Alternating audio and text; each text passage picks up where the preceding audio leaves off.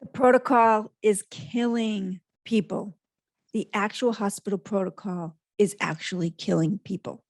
Right now, if you go to the hospital for the you know what, and you follow their protocol to a T, you are at risk of death.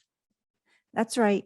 You, your family members, and your friends, if they walk into the hospital, they may not come out alive if they're following the you know what protocol.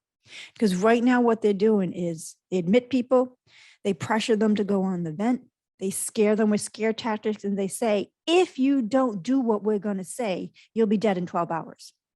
Well, what I've witnessed in the past few weeks is that if you take your loved one out of the hospital and you do what you need to do to help them stay alive and take them out of there, they will survive. I never thought I would be saying this as a nurse, but get your family the heck out of the hospital. They're only following one protocol.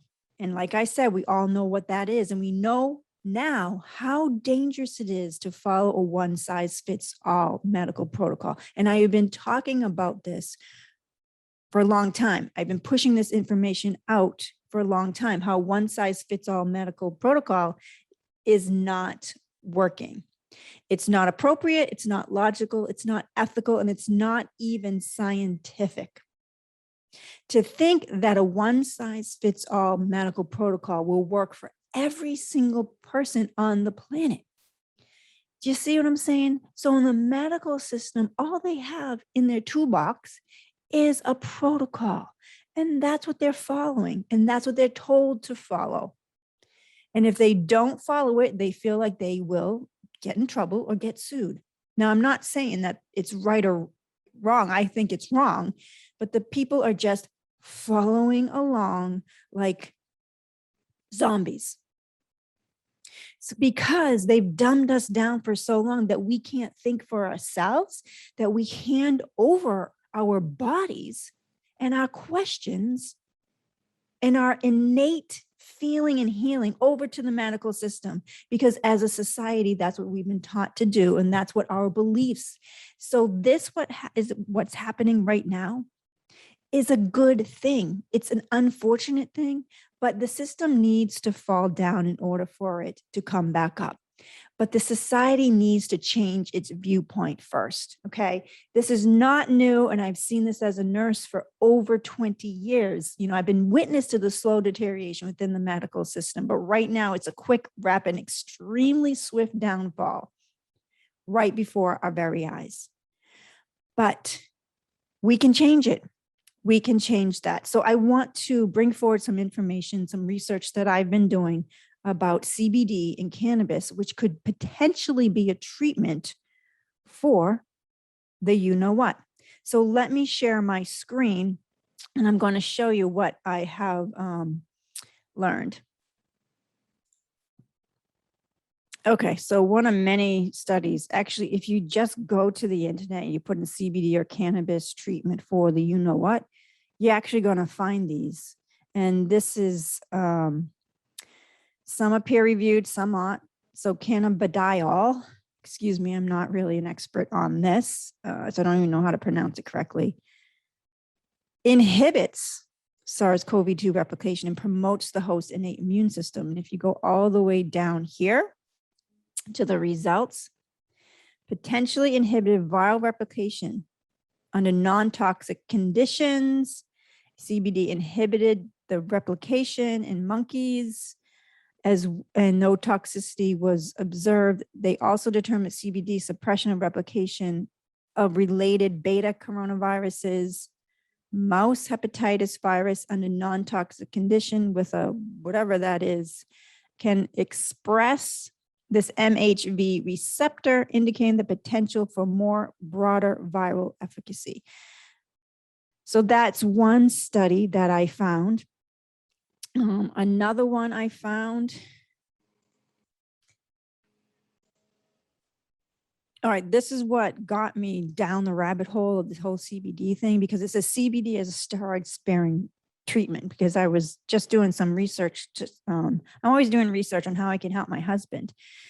So this says right here, CBD as a steroid sparing treatment, you can potentially switch out your steroid and use CBD, because steroids can cause a lot of harm, especially if you're on long-term steroids. So steroid withdrawals can be dangerous.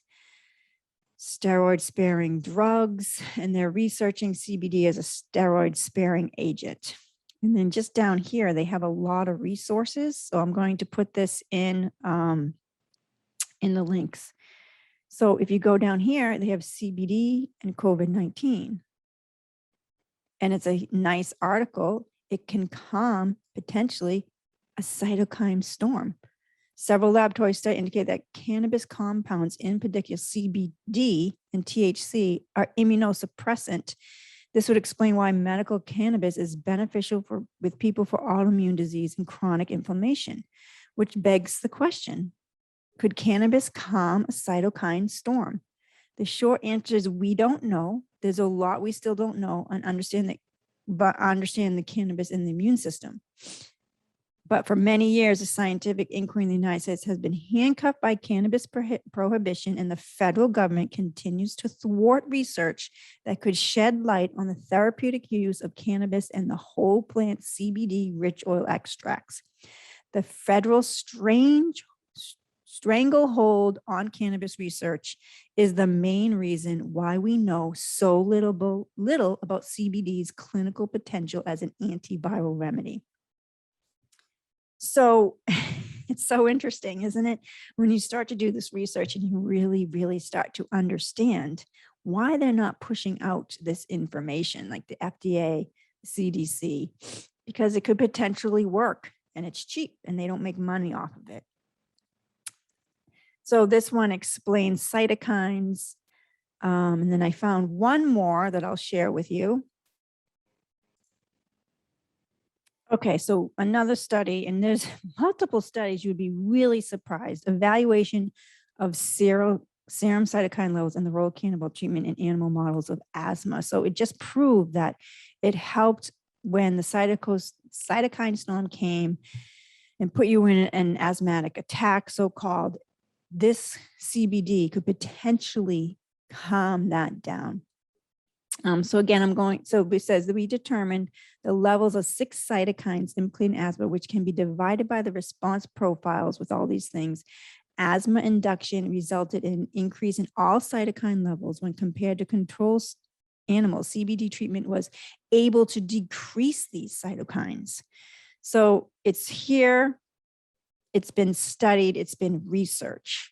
And we all know that what they're saying about this cytokine storm with the virus and with the shots, that this could potentially happen, and that we have a potential treatment here that nobody's pushing out.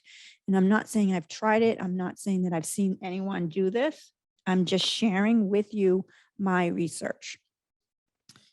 Okay, so I'm going to link all of these studies. You do your own research. Don't listen to what I'm saying. One more thing I want to say is that, so I've been doing this research for a long time, and it just dawned on me today that I have a friend who sells CBD, and it's very pure. I've actually tried it myself, and it helped with my hot flashes, and it helped me to sleep and actually bring back my dreams, because I was having a bit of a block on dreaming. I am making no money on this, guys. Trust me. I just thought of my friend. Her name is Meg. I'm going to link her in. And if you want to get in touch with her and talk to her about this, I asked her if I could do this today, if I could attach her name or just link her name, or what is it called when you do it on Instagram? Tag somebody or something. And you can get in touch with her because she does sell it. And I'm, again, making no money. I never make money on this. I just want to help people. I put this information out for free so that you can empower yourself with knowledge and with tools in your toolbox to survive this mess. Okay, everybody, I hope that wasn't too long, and I wish you happiness, peace, and strength. Stay strong.